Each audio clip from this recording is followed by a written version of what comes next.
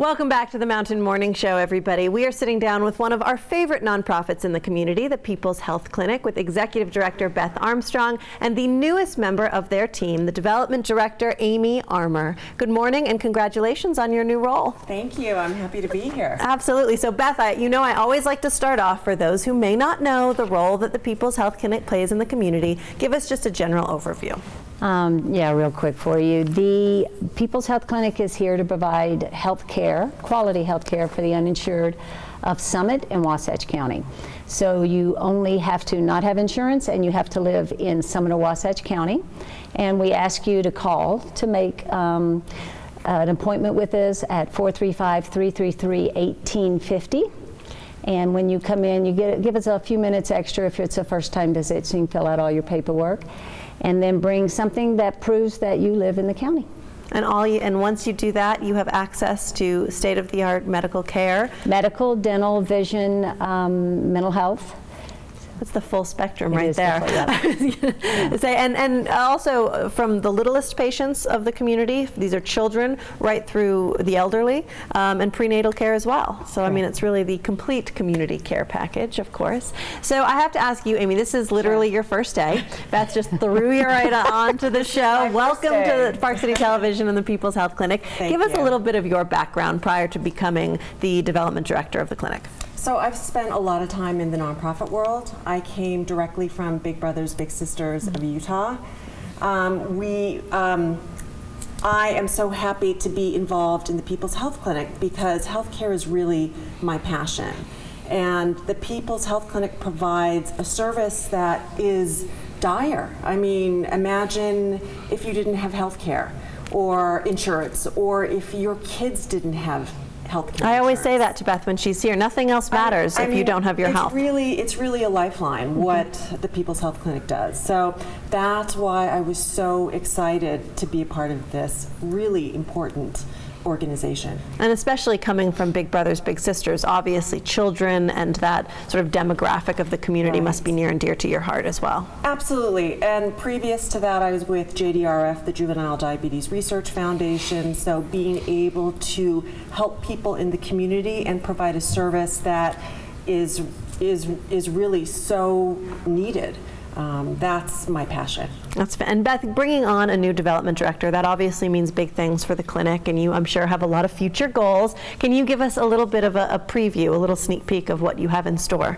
Well, we actually we have a meeting next week that we're going to sit down with our board and talk about the future and sustainability, and we live pretty much year to year. We raise the money, we spend the money, and then we start all over at zero again. So and sometimes it can be precarious. This has been a great year because people have been very generous and things are good. But when things in between 2008 and 2011 weren't so good, it becomes very lean. And so we want to find a way to bridge that gap in the less good times. That's an important goal, especially after that December 31st fundraising deadline. It's now already time to think about 2017-18 already. It never stops. It happens fast, right? And Amy, just a little bit from your background with children, what are you hoping to bring to the clinic that'll be a little bit new and different this year?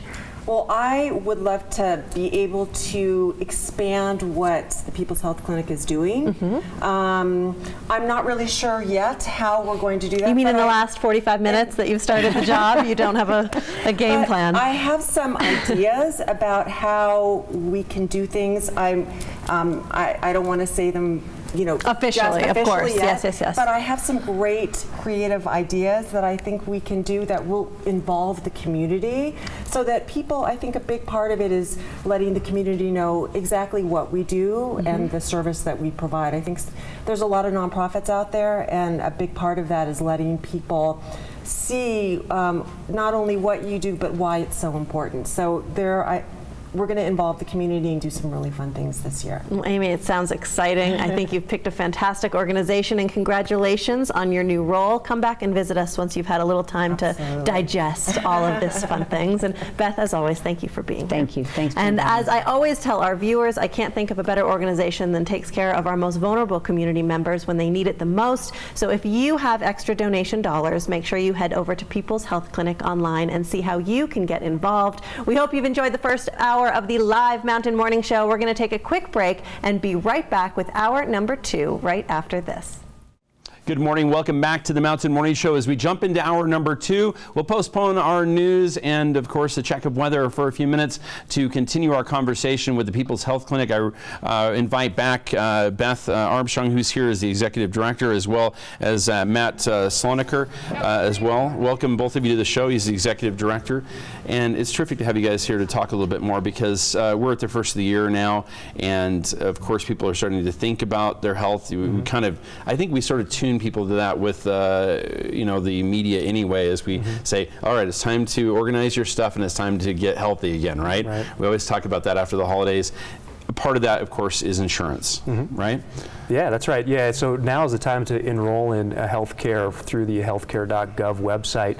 That's the Affordable Care Act insurance, which still is in play. You're hearing a lot about what's happening politically. Yeah, we're worried about it winding down, but it's going to be here for at least a year or two. That's right. That's the way we put it to all of our clients, and there's an opportunity to get help with signing up for health care. It's kind of hard, kind of complicated. So you could either go to People's Health Clinic if you're in Summit or Wasatch County, or you could go to dial 211 on the phone, or go to takecareutah.org and find a navigator, someone that could help you with your health insurance that's nearest you.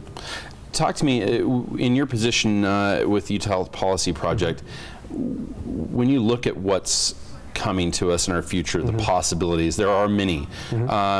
It would be impossible, I think, at this point to think of this going away entirely. Would that not be the case? I mean, what we look at is some sort of a replacement, right? Yeah, you got to think so. Right. Yeah. I mean, there's 20 million people that have, more than 20 million people that are now part of what was the Affordable Care Act. So it'd be tough to really wind back insurance on all those folks. What we worry about, though, is softening of the insurance. So not as good of insurance. Yeah, me too. And so we want to make sure that the insurance that's covered provides the full spectrum of services that you need to keep you and your family healthy. So we're keeping an eye on the federal politics, because we are worried that there could be some changes that are harmful to the American public. You know, one of the things that concerns me, not only the softening of it, but some of the advantages that we had, and one of them that Beth and I talked about off camera a couple of times, was the possibility of if you had something pre-existing going away. Right. It seems that feels a little safer. We've heard from President-elect that that's an important part of what he thought, probably the only thing he liked, apparently, about the program. That may stay. Does that, have you got any thoughts on that yet?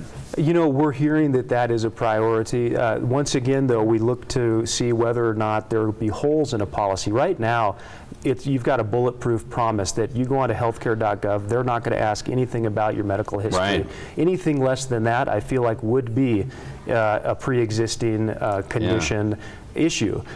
So I think we got to really watch to make sure there isn't a thing called a waiting period where you have to say what your history was and then wait 6 months. That's going back to the old days. We don't want to do that. No. So we want to make sure the promise that pre-existing conditions won't affect you is true and bulletproof as it is now. Now, one thing that, of course, stays, because the program isn't changing this year, is that if you don't get involved, you're looking at a penalty tax-wise, right? Correct. That sticks around. And it's not pleasant. No, it's right. kind of pricey. It is. You might as well have insurance almost at that point, Exactly. right? That's what we tell folks. That's right. Okay. Yeah. Kind of maybe elaborate on that a little bit, because I don't know that people understand this penalty. It is significant. Right. Yeah. Especially if you have a bunch of children. Yeah. Or a couple children, even a family of 4, you're facing penalties over $1,000. Wow. And so when you look at the cost of insurance, it may not be quite there, but by and large, it's better to have insurance. It's better to have that money going to something that's going to help you rather than just really down the tubes. Well, Beth, let's turn our attention for a minute just to what you guys see as far as people coming into the clinic who certainly should be looking at this as a first option, right?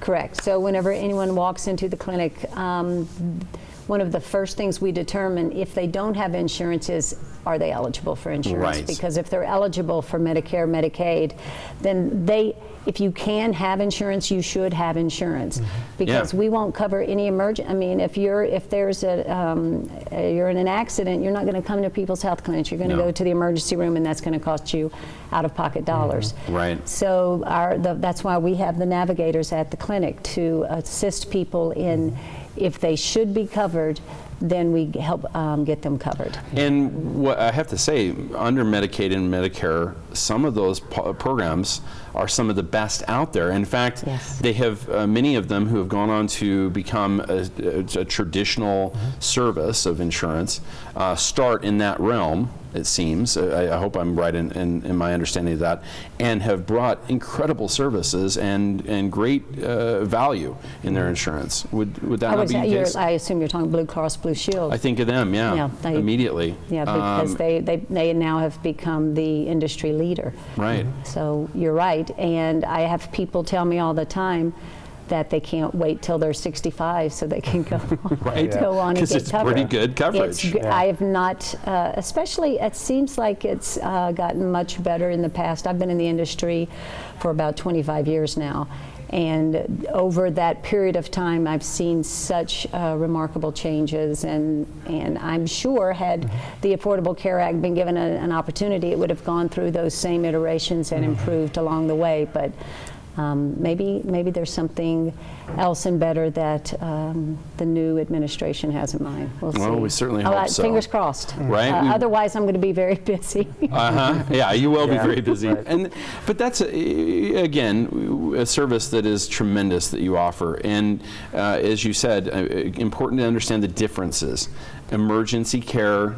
It's got to be. You've got to have some insurance to help you in that situation. And we see people who don't, and it can be the difference between having a home and being okay and kind of getting along and going month to month to suddenly maybe you're even homeless from that, and that happens a lot. Yeah, it does. All right.